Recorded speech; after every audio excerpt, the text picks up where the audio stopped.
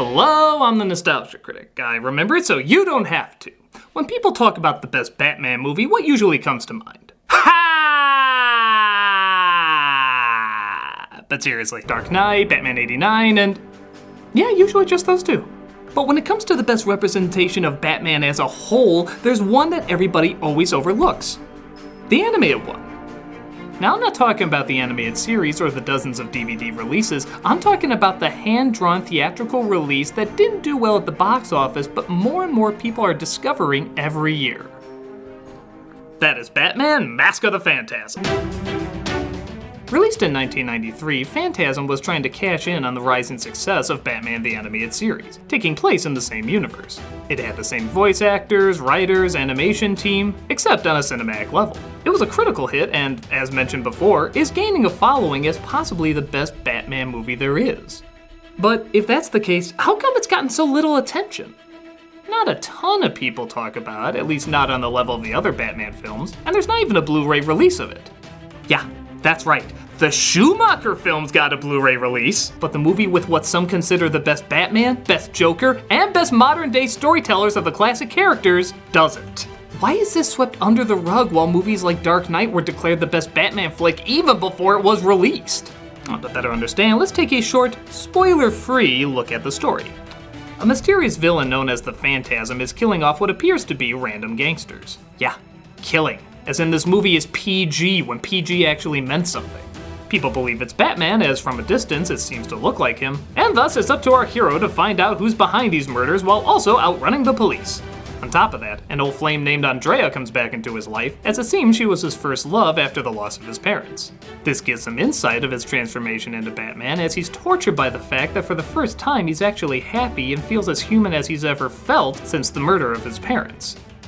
As with all Gothic stories though, it doesn't end well, leaving the two bitter at each other despite the fact that each one knows they're hiding information that the other could use. To make things worse, one of the gangsters brings in the Joker to try and take Batman or whoever is behind this murder spree down before his life is next. It's a four-way clash between Batman, the Phantasm, the Joker, and the police, all trying to see who can take out the other first while solving this complicated mystery. Sounds promising, but what makes it particularly special in comparison to the other Batman movies? And on top of that, what separates it from just being an extended episode of the animated series? First of all, the budget is certainly higher. As wonderful as the animation was on the TV show, you can tell there's a lot more focus and effort on this project. The characters look more solid and three-dimensional, but still lend themselves to exaggerated designs allowing for greater expressions. They also stay true to their form as well. At this time, every animated film was putting CG everywhere. It was new and looked cool, but sometimes they put it in places where it didn't belong. This movie knew the technology at the time wouldn't look good with their Art Deco style, so they just used it for the opening credits, which adds a little something different but doesn't distract from anything. If they tried to have Batman and the Phantasm fight in an animated city, it would look a lot like the animated Spider-Man cartoon at the time. Just kind of awkward and phony. This film knew to keep to its roots and stay hand-drawn. And much like the show, it doesn't shy away from its dark style, with harsh shadows, grim colors, and a lot of enjoyable light work. But okay, Batman and Robin have pretty colors. What makes it a particularly good film? Because the focus is where any great Batman story should be, on the screwed-up psyche of our characters. Before Batman Begins, there was really no cinematic look at Bruce Wayne's transformation into Batman. Now, there's nothing wrong with that, as you can argue it's more powerful what you don't see as opposed to what you do. But this is one that goes into an element that's never really been explored. Bruce Wayne, if he found happiness. The death of his parents is so strong with him that even when he finds love, he feels guilty. He pleads on their tombstones forgiveness, like being happy is some sort of crime. All he's known is loss, so when he finally finds something, it throws him off, and he doesn't know how to react to it. Please. I need it to be different now. I know I made a promise, but I didn't see this coming. I didn't count on being happy. It's a pretty damn good psychological analysis without being, well, literal psychological analysis. See, their morals, they're only as good as the world allows them to be. Yes, you took a psych class, shut up. Well, that's all great for Bruce Wayne, but what about Batman, the character everybody wants to see? Well, the advantage of this movie is that while it is a continuation of the show, you can catch on even if you haven't watched it. If you're a fan of the cartoon, you'll laugh even harder at Batman and the Joker's history. But if you're not, you can still follow who he is and what their connection is, as well as all these characters. But the cleverest advantage that the animated series was is that it encompassed practically everything that was Batman.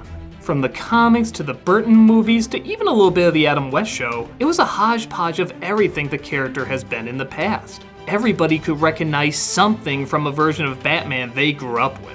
But it also somehow still managed to be its own unique entity as well, even creating new characters that have now become regulars in the lore. The movie works in the same way. It works as a dark journey into a character's psyche, but it also works as comic book camp. It has serious discussions and tough questions, but it also has death traps and rocket packs. It's not ashamed to be a comic book movie, as so many films were for a while. Kids can enjoy the jokes and fight scenes, but they also have a lot of harsh adult moments too, including some pretty intense violent imagery. Like I said, they earned that PG rating. There's a lot of gruesome deaths in this cartoon that was originally meant for kids, as well as a lot of bleeding. And you feel every impact. I always grab my arm every time I see this scene. Ah! Something you may notice a lot of the Batman movies miss is the art of the mystery. Batman is said to be the world's greatest detective, but there's very few mysteries to solve in the films. At least, none that the audience can figure out too. This is a legitimately good mystery, with clues, twists, and turns. There's even a clever curveball thrown in if you check the credits after the film and see who did the Phantasm's voice. I can't give it away without revealing the Phantasm's identity, but let's just say it's a very subtle touch to play with your deduction a little more. With that said, there's also a lot of mystery that's not revealed. I feel like the past couple of films with Batman have been showing too much of how everybody does everything. But part of the fun is, again, it's a comic book, and there's a fun mystery to how characters pull things off in comics. We never figure out how the Phantasm disappears and reappears in that puff of smoke, but we know it has to be an illusion similar to how Batman sneaks away when nobody is looking. The same with the Joker and how well-timed his death traps are, translated very well into the cinematic universe. It's also suspenseful. There's a chase scene between Batman and a SWAT team that gets pretty intense. It just beats him down further and further until he's totally exposed. I can't recall so many people getting so close to seeing who Batman is. It's pretty damn heart-pounding. While it does big scenes like that well, it also does a great job at the little touches. Like there's a scene where one of Bruce's ex-girlfriends is about to hand his ass to him while he's flirting with other women. But see if you notice a little foreshadowing in this scene. What about the I word? The I word? Engagement. I'd watch out for Brucey if I were you girls. Did you hear that? That little glass breaking? Clearly it's not hers that she's about to, well, throw it in his face, but it's clearly a little touch signaling that something bad is gonna happen. Something is uncomfortable, something is just a little off. Little touches like that are all over the place, even to the reveal of certain people's identities. And they just make the experience all the more engaging when you watch it both the first or second time. And speaking of sound, everyone always glorifies the music in the Batman movies, and rightfully so. Once again, the music here is amazing. The late Shirley Walker, who did the music for the animated series, adds a size and weight to this that makes the epicness leap off the screen. Her music was already great, but now with the budget they had, she was able to bring a gigantic choir in, complementing the gothic scope that Batman deserves. Just try listening to this without getting chills.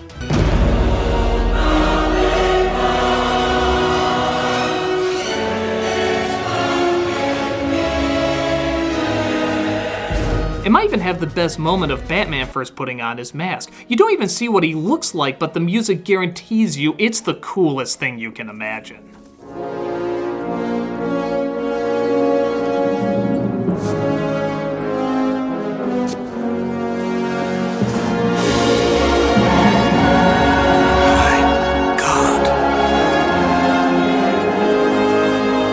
It also helps create what many consider the biggest Joker laugh ever.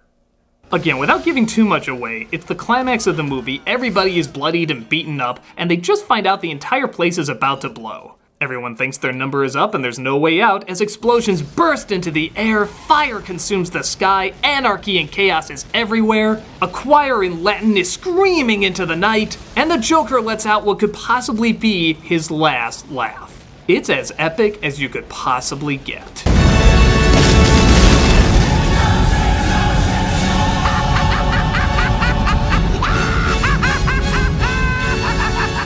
So this movie seems to be everything Batman. The comics, the cartoons, the TV shows, the movies. So how come it doesn't get more attention? Well, there's a few theories. One is the marketing wasn't very good. It was as generic advertising as you could get. It just showed him punching some guys, the Joker says a line, we see a bit of the Phantasm, and that was it. I don't know why so little effort was put into it, especially when marketing for the Batman movies has always been very impressive, even for the bad ones. Maybe it was because of Theory 2, there just wasn't that much respect for animation if it didn't have Disney's name on it. Some critics didn't even get a chance to review it. Siskel and Ebert went out of their way to do a special episode talking about the movie as they didn't get to review it when it first came out. But they wanted to draw attention to it on video and felt it didn't deserve to fly under the radar. A Batman animated feature that was made in 1993, and Roger and I never reviewed it, and as far as I'm concerned, we made a big mistake because it's terrific. Another theory is that while it did take a few risks, it didn't take enough to leave a big enough impact. Everyone remembers Batman because it was so dark and different. Everyone remembers Batman and Robin because it was so campy and lame. Everyone remembers Dark Knight because it was so adult and disturbing. None of these are perfect movies, but they did take chances that you would remember. Phantasm didn't really do that much different. Aside from there being a new character, it just did Batman. But here's the thing, it wasn't Nolan's Batman or Burton's Batman or Snyder's Batman. It was Batman!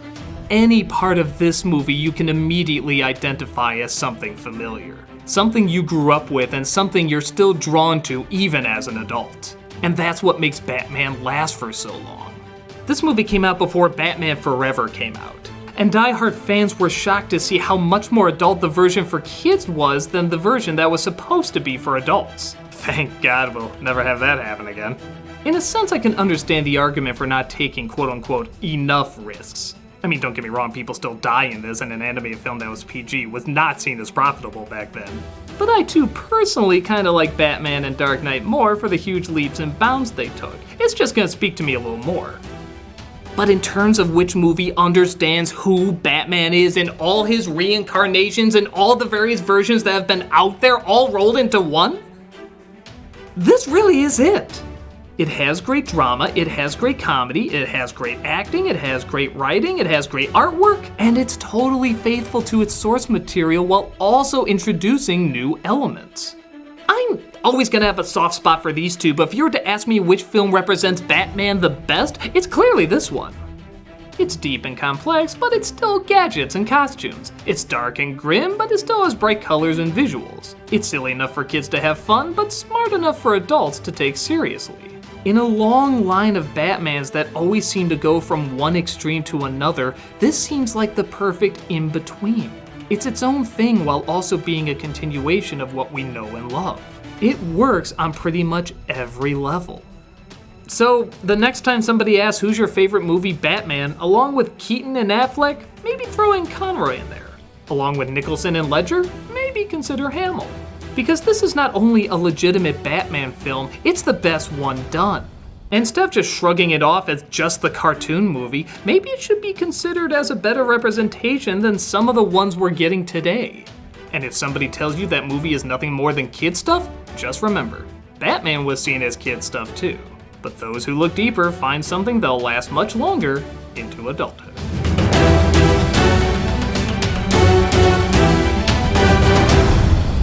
I'm a nostalgia critic, I remember it so you don't have to.